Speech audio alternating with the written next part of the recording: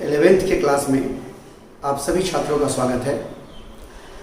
आज हम बहुत ही खास chapter Newton's law of motion शुरू करने वाले हैं। न्यूटन्स लॉ का एक बहुत बड़ा योगदान है फिजिक्स, स्पेशली क्लासिकल फिजिक्स में।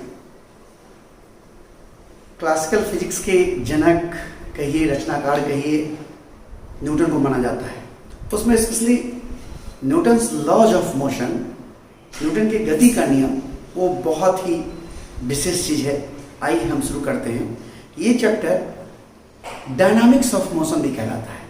डायनामिक्स, जिसमें कि मोशन के कारणों के बारे में हम पढ़ते हैं। कोई भी मोशन क्यों हो रहा है ये हम जान पाते हैं इसमें। आइए शुरू करते हैं Newton's law of motion.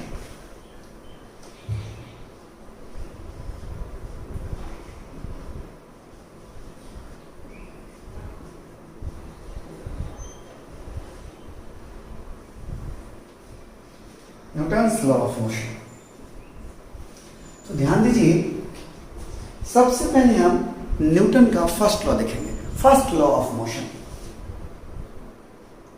First law of motion, इसी को हम न्यूटन के गति का पहला नियम भी कहते हैं। फर्स्ट लॉ ऑफ मोशन मतलब न्यूटन्स फर्स्ट लॉ। तो न्यूटन्स फर्स्ट लॉ कहता है कि कोई भी बॉडी अपने प्रारंभिक अवस्था को, शुरू वाले अवस्था को तब तक बनाए रखती है जब तक कि उस पर कोई एक्सटर्नल अनवायलेंस फोर्स कार्य न करे या लगे नहीं। यानी ए बॉडी मेंटेन कर रखता है, मेंटेन्स इट्स इनिशियल, अपने प्रारंभिक स्टेट को, अवस्था को, स्टेट मतलब अवस्था, till external unbalanced force does not act on it, जब तक कि बॉडी अनबैलेंस मतलब असंतुलित। देखिए, अनबैलेंस करना जरूरी है।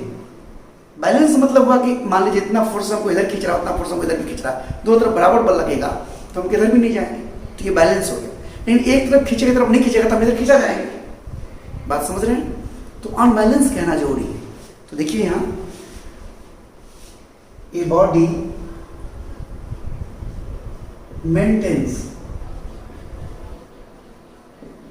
its initial state of motion till external unbalance force does not act on it. A body maintains, एक बॉडी बना रहता है it's initial state of motion, अपने प्रारंभिक अवस्था, तब तक till external unbalance force does not act on it, जब तक कि इस पर कोई बाहरी बल नहीं लगता है। यानी नहीं बल लगेगा तो गति की अवस्था में परिवर्तन नहीं होगा, यानी पुरानी अवस्था को मेंटेन रखेगा। तो पुराना अवस्था क्या हो सकता है? इनिशियल स्टेट, या तो बॉडी रेस्ट में होगा या यूनिफॉर्म मोशन में चलेगा। तो बॉडी या तो रेस्ट में है तो रेस्ट में ही रहेगा, या चल रहा है तो एक समान चाल से चलते रहेगा तब तक जब तक कि बाहरी बल नहीं लगेगा। यानी वास्तव में न्यूटन्स फर्स्ट लॉ जो है वो लॉज ऑफ इनर्शिया है, जड़त्व का नियम है। जड़त्व के दो नियम होते हैं और उस दोनों नियम को एक साथ जब कंबाइन कर दिया जाए तो वो न्यूटन्स फर्स्ट लॉ बन जाता है। जड़त्व के नियम को अंग्रेजी में बोलते हैं लॉज ऑफ इनर्शिया। तो इनर्शिया के टू लॉज हैं और दोनों लॉ को एक साथ अगर बात करें तो न्यूटन का फर्स्ट लॉ है। क्या है जड़त्व का यानी इनर्शिया का फर्स्ट लॉ? कि बॉडी रेस्ट में है तो रेस्ट में ही रहेगा तब तक जब तक कि एक्सटर्नल फोर्स उस पर नहीं काम करे या नहीं लगे। दूसरा क्या है? तो बॉडी अगर चल रहा है तो एक समान चाल से चलते रहेगा। कब तक? तो जब तक एक्सटर्नल फोर्स काम नहीं करे। अब इन्हीं दो बातों को एक साथ बोलिए तो बोलेगा वस्तु अपने प्रारंभिक अवस्था को, प्रारंभिक अवस्था मीन्स रेस्ट में होना या यूनिफॉर्म मोशन में होना, वो तब तक रहेगा जब तक एक्सटर्नल फोर्स काम नहीं करे। यानी ध्यान दीजिएगा, यहाँ पर इनिशियल स्टेट मीन्स, यहाँ पर इनिशियल स्टेट का मतलब है, इनिशियल स्टेट का मतलब है कि या तो रेस्ट में हो या फिर यूनिफॉर्म मोशन में, यूनिफॉर्म मोशन में, एक समान गति में। ये इनिशियल स्टेट का मीनिंग है। वास्तव में हमने यहां देखा कि फर्स्ट लॉ वास्तव में लॉज ऑफ इनर्शिया है। Actually first law of motion is the laws of inertia. वास्तव में फर्स्ट लॉ ऑफ मोशन जड़त्व का नियम है। इनर्शिया मतलब जड़त्व होता है, जड़त्व।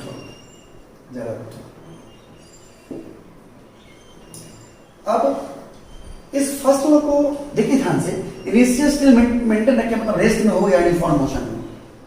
तो रेस्ट में या यूनिफॉर्म मोशन में, रेस्ट में है लगातार रेस्ट में यानी वेलोसिटी में चेंज नहीं हो रहा है, एक समान चाल से है तब भी वेलोसिटी में चेंज नहीं हो रहा है। इसका मतलब इनिशियल स्टेट मेंटेन रहेगा मतलब वेलोसिटी में चेंज नहीं होगा, और वेलोसिटी में चेंज नहीं होगा तो एक्सेलरेशन नहीं होगा। इसलिए न्यूटन के प्रथम नियम को हम कह सकते हैं दूसरे शब्दों में नो फोर्स नो एक्सेलरेशन। ऐसे देखिए, इन अदर वर्ड्स, दूसरे शब्दों में we can say no force, we can say no force no acceleration, कोई बल नहीं, कोई त्वरण नहीं। अब ध्यान दीजिए, इसका मतलब समझिए, फोर्स नहीं, दैट इज, इसको हम एक्सप्लेन कर रहे हैं, फोर्स नहीं मतलब फोर्स का मान 0, देन एक्सेलरेशन भी 0, और एक्सेलरेशन 0 का मतलब क्या हुआ, या तो रेस्ट में हो या यूनिफॉर्म मोशन में, मोशन एक समान गति हो, यूनिफॉर्म मोशन। और यही तो इनिशियल स्टेट है, रेस्ट में हो या यूनिफॉर्म मोशन में। इसका मतलब नहीं फोर्स लगेगा तो एक्सेलरेशन नहीं होगा, यानी इनिशियल स्टेट को मेंटेन रखेगा। यानी आप फर्स्ट लॉ को इतना कहने के बजाय एक लाइन में कह सकते, दूसरे शब्दों में in other words we can say no force no acceleration. ये भी हमारा न्यूटन के प्रथम नियम का डेफिनेशन। बात समझ रहे हैं? लेकिन न्यूटन का प्रथम नियम क्या हर जगह लागू है? क्या हर जगह ऐसा होता है कि फोर्स नहीं लगने पर एक्सेलरेशन नहीं हो? सोचिए, एक उदाहरण देता हूं। जब आप बस या कार से सफर करते हैं या बाइक से सफर करते हैं और अचानक ड्राइवर जब ब्रेक लगाता है तो आप आगे की ओर झुक जाते हैं। अब देखिए, तो आपको कौन आगे की ओर धक्का दिया? कोई धक्का नहीं दिया, लेकिन आप आगे की ओर झुक गए, आप फोर्स लगा एक। सोचिए कि आपके स्टेट ऑफ मोशन में चेंज हो गया है, आपके स्टेट ऑफ मोशन में चेंज हो गया है बिना बल के। आप एक धागे में एक पत्थर को बांध दीजिए और आप ऐसे लटका रहेगा वो, और आप तेजी से आगे बढ़िए। आप देखिएगा क्या, कोई जो पत्थर बांधा हुआ वो पीछे क्यों भाग जाता है? आखिर क्यों पीछे चला गया? बिना फोर्स लगे वो पीछे क्यों गया? इसका मतलब यहां पर न्यूटन का प्रथम नियम काम नहीं कर रहा है। यानी न्यूटन का प्रथम नियम हर जगह काम नहीं करता है, वह सिर्फ इनर्शियल फ्रेम में काम करता है। एक नया वर्ड आ गया, इनर्शियल फ्रेम। अभी फिलहाल समझिए इनर्शियल फ्रेम कुछ होता होगा, और उसी में न्यूटन का प्रथम नियम काम करता है। हर जगह न्यूटन का प्रथम नियम काम नहीं करता है। न्यूटन्स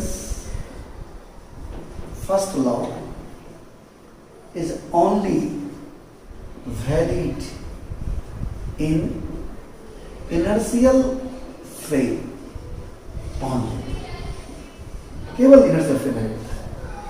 अब आप पूछेंगे कि inertial frame किसे कहते हैं? तो ऐसी बातें बुक्स में होते हैं, प्राय लोग बोलते हैं कि inertial frame उस फ्रेम को कहते हैं जिसमें न्यूटन का फर्स्ट लॉ लागू। inertial frame किसे कहते हैं? जिसमें न्यूटन का फर्स्ट लॉ लागू। अब इसी को उलट करके बोलिए, न्यूटन का फर्स्ट लॉ कहां लागू होता है? इनर्शियल फ्रेम में लागू होता है। कुछ जवाब मिला? लगता होगा आपको कि सर गोलमोल जवाब दे रहे हैं। एक तरफ पूछते हैं सर से कि इनर्शियल फ्रेम किसे कहते हैं, तो कहते हैं जिसमें न्यूटन का प्रथम नियम लागू, फर्स्ट लॉ लागू। दूसरी ओर सर से पूछते हैं कि न्यूटन का फर्स्ट लॉ कहां लागू होता है, तो बोलते हैं इनर्शियल फ्रेम में लागू होता है। अब आप बताइए, ये तो गोलमोल जवाब होगा। ये कैसा जवाब हुआ, जरा गौर से देखिए। मान लीजिए कि आपके दो मित्र हैं और दोनों मित्र कहीं जा रहे हैं, मैं दिखा, मैंने दोनों को बुला के इधर सुनो। एक से पूछा, दो मित्र हैं, मान लीजिए एक मित्र ये ए है, दूसरा बी है। अब मैं ए से पूछता हूँ कि बताओ तुम्हारा घर कहाँ है? ये कहता है सर मेरा घर बी के घर के सामने है। क्या मुझे जवाब मिला? नहीं मिला। फिर मैं बी से पूछता हूँ तुम्हारा घर कहाँ है? सर ए के घर के सामने। बात तो सच है कि दोनों का घर एक दूसरे के आमने सामने है, लेकिन मैं जवाब से संतुष्ट कहाँ हो पा रहा हूँ। फिर मैं पूछता हूँ दोनों घर कहाँ हैं? सर एक दूसरे के आमने सामने है। लेकिन जवाब तो दे रहा है, लेकिन जवाब मुझे मिल नहीं रहा है। वही बात हुई ना, इनर्शियल फ्रेम किसे कहते हैं? जिसमें न्यूटन का प्रथम नियम लागू। न्यूटन का प्रथम नियम कहाँ लागू होता है? इनर्शियल फ्रेम में लागू होता है। देख रहे हैं परेशानी? तो ये जवाब धूलमूल जवाब से काम नहीं चलेगा। मैं आपको बताता हूं कि इनर्शियल फ्रेम किसे कहते हैं। लेकिन इनर्शियल फ्रेम को बताने से पहले हम एक घटना पर डिस्कस करना चाहेंगे, जिसमें हम यह स्पष्ट करना चाहेंगे कि अगर इनर्शियल फ्रेम हम नहीं जाने तो हम किस किस लफड़ा में पड़ सकते हैं। क्यों मेरे लिए जरूरी है इनर्शियल फ्रेम को जानना? ऐसा क्या होता है उसमें? तो हम उसको बताएंगे। पहले इनर्शियल फ्रेम जानना जरूरी क्यों है, इसके लिए हम एक एग्जाम्पल पेश करेंगे। पहले आप ये सब नोट कर लीजिए और हम एक बार थोड़ा सा बोर्ड साफ कर लेते हैं, फिर हम इनर्शियल फ्रेम के बारे में चेक करते हैं। Okay,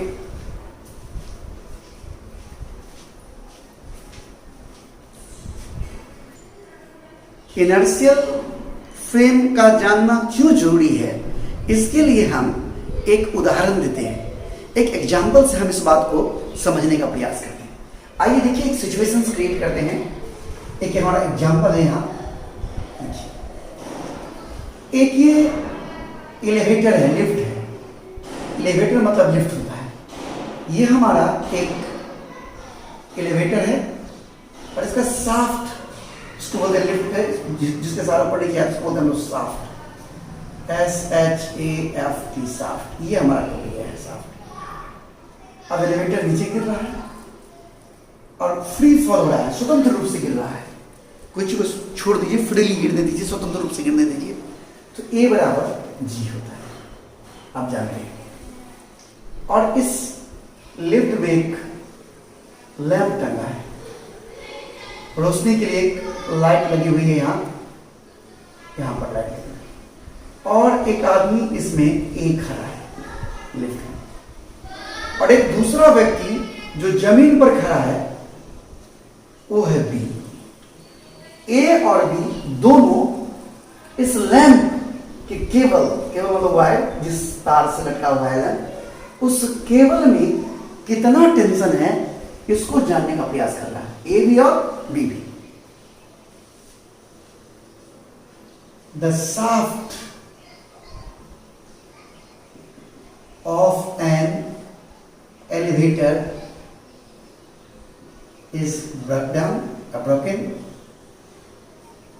Breakdown.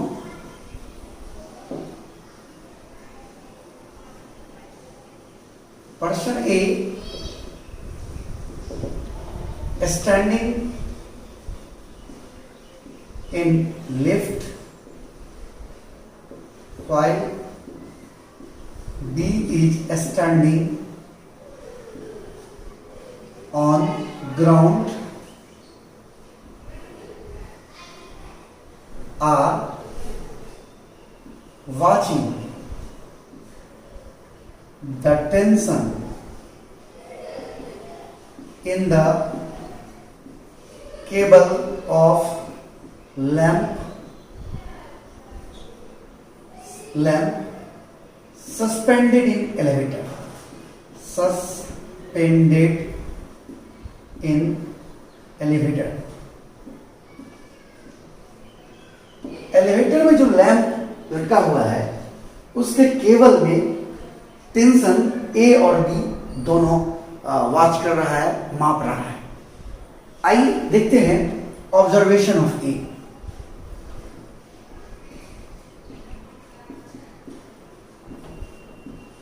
ए का ऑब्जर्वेशन लिखते हैं। ए के लिए लैंप जो है वो रेस्ट में है या मोशन में है? सोचिए, जब शाफ्ट टूट गया पूरा लिफ्ट नीचे आ रहा है, लिफ्ट के साथ लैंप भी नीचे आ रहा है और ए भी नीचे आ रहा है, तो ए के तुलना में लैंप का पोजीशन नहीं बदल रहा है, तो ए के लिए लैंप रेस्ट में हो गया। ध्यान दीजिएगा, for a lamp is in rest. Lamp कैसे है? रेस्ट में। ए के लिए लैंप रेस्ट में है, और जब लैंप रेस्ट में है तो स्वाभाविक है लैंप पर नेट फोर्स 0 होना चाहिए। किस नियम से? न्यूटन के प्रथम नियम से। रेस्ट में है मतलब स्टेट ऑफ मोशन नहीं बदल रहा है, मतलब नेट फोर्स 0 है। No force no acceleration. मैंने कहा था ना, न्यूटन फर्स्ट लॉ है नो फोर्स नो एक्सेलरेशन, यानी एक्सेलरेशन नहीं है, यानी स्टेट ऑफ मोशन नहीं बदल रहा है, गति का अवस्था परिवर्तन नहीं हो रहा है, इसका मतलब कोई बल नहीं लग रहा है। ध्यान दीजिए, therefore from first law of motion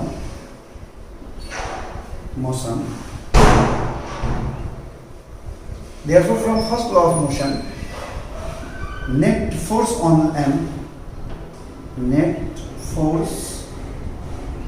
on lamp is 0 होना चाहिए। जरा यहां देखिए, हम एक फिगर बनाते हैं ए के लिए। ए देख रहा है इस लैंप को, ए के अनुसार एक बल नीचे mg लग रहा है, जहां m लैंप का मास है और g acceleration due to gravity, mg बल से नीचे जा रहा है। और धागा में जो केबल है, इस केबल में टेंशन मान लीजिए T, और कुल बल 0 है, इसका मतलब कितना बल ऊपर उतना बल नीचे। नेट फोर्स 0 है, इसका मतलब अगर ऊपर वाला फोर्स T को हम प्लस कहते हैं और नीचे वाला को माइनस कहें, अब नीचे वाला को प्लस कैसे को माइनस कोई दिक्कत नहीं है, किसी को इसी को प्लस किसी को करना, ये कुल मिलाकर बल हुआ, ये माइनस है, और ये कुल मिलाकर कितना होना चाहिए 0, यानी T बराबर क्या होगा mg। यानी ए के अनुसार ए के लिए केवल में जो टेंशन है वो mg के बराबर है, ये एक आ रहा है। अब बी का ऑब्जर्वेशन देखते हैं। ऑब्जर्वेशन ऑफ बी के लिए तो लैंप नीचे गिर रहा है, मतलब नीचे की तरफ फोर्स बड़ा है। जरा इस फिगर में देखिए,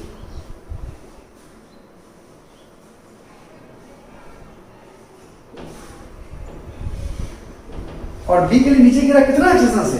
ए बराबर 30।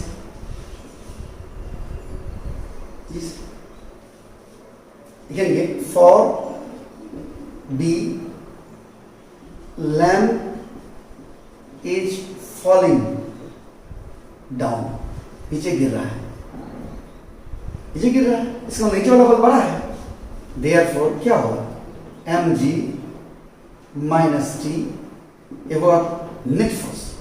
और नेट फोर्स कुल बल बराबर क्या होता है? मास गुना एक्सेलरेशन। 9th में पढ़े होंगे, अब बराबर है मास m गुना एक्सेलरेशन a, यानी mg माइनस टी बराबर m इंटू जी।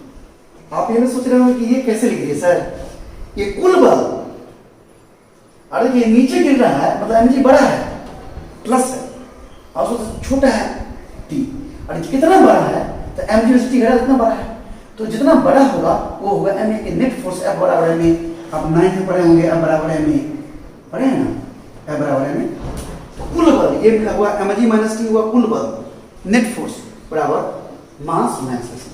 अब एक का मान हम यहाँ पर g डाल दिए, सॉल्व करिए, t बराबर क्या हो जाएगा? t को डालिए mg माइनस m, t का मान क्या आ गया? इसका मतलब टी का मान जो 0 हो गया, इसका मतलब टेंशन नहीं है। बताइए, एक ही लैंप के केबल में एक जिस हिसाब से सोच रहा है तो टेंशन mg के बराबर है, और बी के हिसाब से टेंशन 0 है। क्या आपको लगता है दोनों बातें एक साथ सही होगी? टेंशन mg भी होगा, टेंशन 0 भी होगा, या तो mg होगा या 0 होगा, एक बात सही होगी। यानी यहां पर हम लिखते हैं कि इसको 1 कहते हैं, इसको 2 कहते हैं।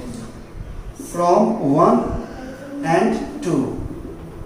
एक और दूसरे ऐसे लिखते हैं फ्रॉम अबव डिस्कशन, ऊपर की डिस्कशन से, फ्रॉम अबव डिस्कशन, इमिटी नहीं है, लिखते हैं।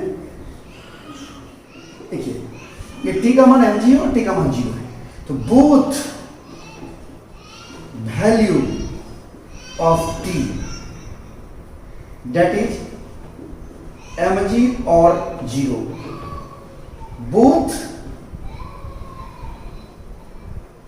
mg और 0 can not be true simultaneously। एक साथ सही नहीं हो सकता है, दोनों मान कैसे हो सकता है?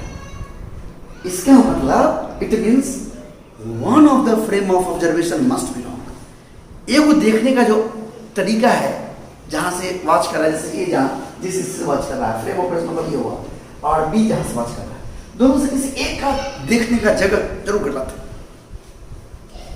है। It means one of the frame of reference must be 0। मतलब एक फ्रेम ऑफ रेफरेंस जो है वो क्या है?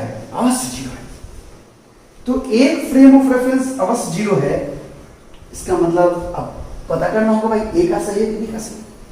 आप प्रयोग कर लीजिए, स्प्रिंग बैलेंस कमांडेदार नहीं होता है, स्प्रिंग वाला लटकाने वाला, इसको कुछ लटका देते हैं, लटका करके उसको ऐसे छोड़ दीजिए, लटका दिया, मान लीजिए 2 किलो दिखा रहा है स्प्रिंग वाला, तो छोड़ दीजिए, जब वो नीचे गिरे तब देखिएगा उस पर क्या रीडिंग दिखा रहा है, 0 रीडिंग दिखाएगा। आप उदाहरण लीजिए ना, आप अपने हाथ पर बुक रख लीजिए, कुछ बुक्स रख लीजिए, 2-4 बुक्स भारी लगेगा, उसको नीचे तेजी से लाइए, तो देखिए ना बुक ऊपर हो जाएगा, हाथ नीचे जाएगा, देखिए ना, यानी बुक हाथ पर वजन लगा ही नहीं पा रहा है, यानी कोई भार हाथ महसूस नहीं कर रहा है। उसी प्रकार ये धागा में भी कोई भार, कोई टेंशन महसूस नहीं होगा, कोई तनाव महसूस नहीं होगा।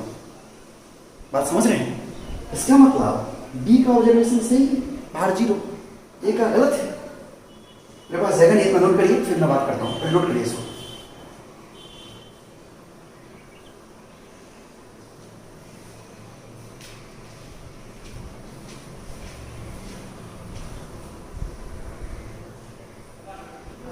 तो देखिए अभी आपने देखा कि 2 मान टी का आया और दोनों मान एक साथ सही होगा नहीं। प्रयोग से देखा गया कि टी बराबर 0 ही आता है, ये mg नहीं आता है। इसका मतलब ए का फ्रेम ऑफ ऑब्जर्वेशन अवश्य गलत है। From experiment it is found that t equal to 0 is true, t का मान 0 सही है। तो इसका मतलब हुआ कि frame of reference of observer A is wrong, that is frame of reference of observer A is wrong. अब देखिए ए का फ्रेम ऑफ रेफरेंस रॉन्ग साबित हो गया, तो अब सवाल उठता है कि ए का फ्रेम ऑफ रेफरेंस गलत है तो क्यों है? ऐसा क्या हो गया उसके फ्रेम में? क्या अंतर है ए और बी के फ्रेम ऑफ रेफरेंस में? ए जो देख रहा है जहां से और बी देख रहा है जहां से, दोनों में क्या अंतर है? तो आइए हम इस बात को समझने का प्रयास करते हैं। देखिए यहीं पर हम कह रहे हैं कि इनर्शियल फ्रेम समझना जरूरी है।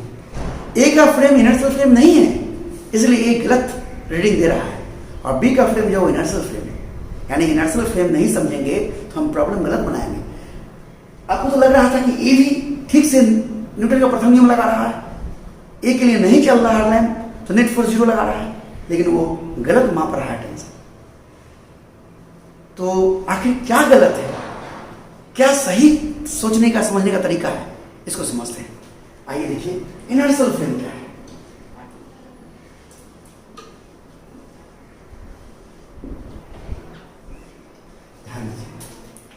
पहले सबसे पहले तो समझिए कि रेफरेंस फ्रेम क्या होता है। तो कोई भी ऑब्जर्वर जहां से देखता है किसी चीज को, जिस स्थिति से देखता है, वो है reference frame.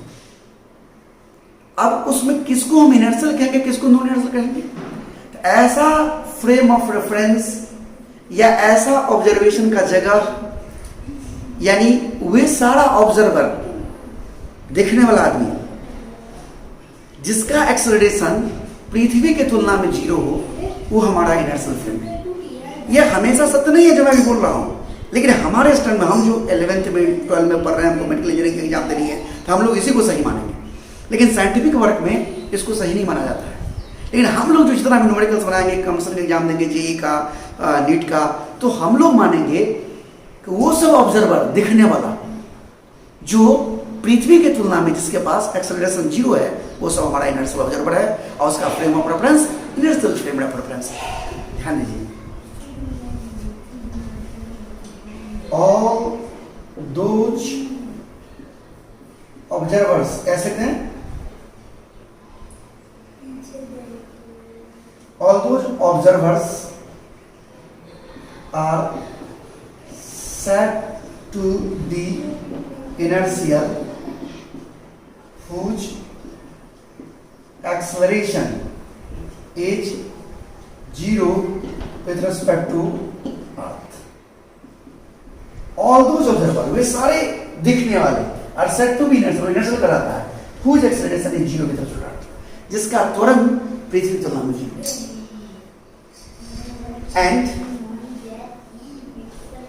and such frame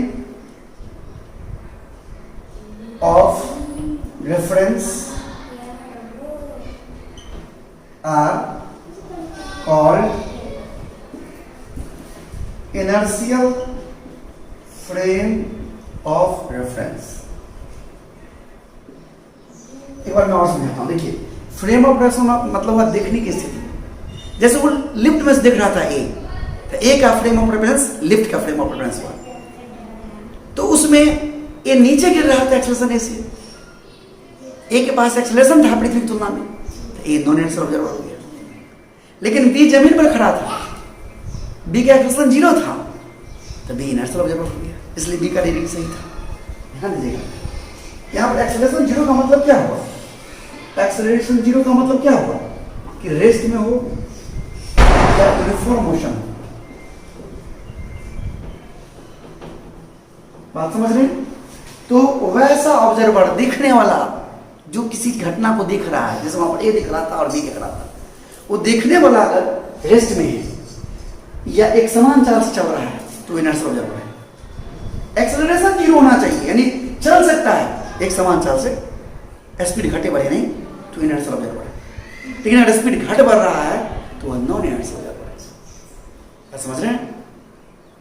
तो इनर्शियल या नॉन इनर्शियल पहचानने का यही तरीका है कि देखिए कि जो व्यक्ति घटना को देख रहा है, उसके पास एक्सेलरेशन पृथ्वी की तुलना में क्या है? एक्सेलरेशन 0 है तो इनर्शियल है, 0 नहीं है तो नॉन इनर्शियल है। बस इस बात को दिमाग में रखना है, और यहीं से हम कल चर्चा प्रारंभ करेंगे। आज यहीं तक, एक दिन में ज़्यादा नहीं, इस चीज़ को 1-2 बार देखिए, ध्यान से समझिए। Okay, bye.